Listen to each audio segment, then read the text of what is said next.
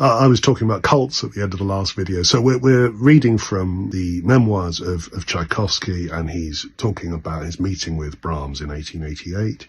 So the diary continues, Brahms himself, as though he distinctly understood or was actually aware of the fact that I did not belong to his camp, made no effort to become intimate. He was quite simple and polite to me, as to everyone else, but nothing more. Meanwhile, all that I've heard of Brahms as a man has made me doubly regret that the revelation predicted by von Bülow has not been vouchsafed to me. So, in other words, he's sort of saying it's a real shame. I wish I could like Brahms's music as Hans von Bülow had predicted I would one day, but I can't. I like him as a person, I don't like his music.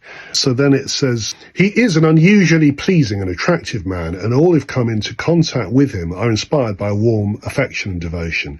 The celebrated Czech composer Dvořák used to speak with tears in his eyes of the warm interest Brahms showed him, at a time when his compositions found neither publishers nor performers, and what powerful support he gave him, and what energy he showed in sounding the depths of unknown genius of his Slavonic brother in art.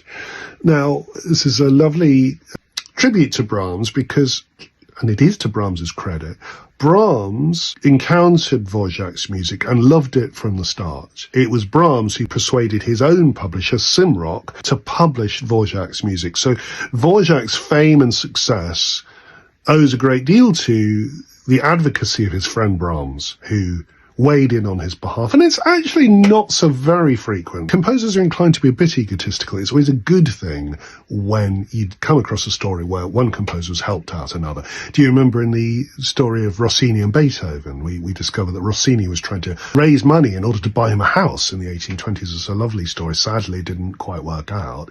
In this instance, it did work out. Brahms was able to be a really powerful influence over the success of Dvořák's career.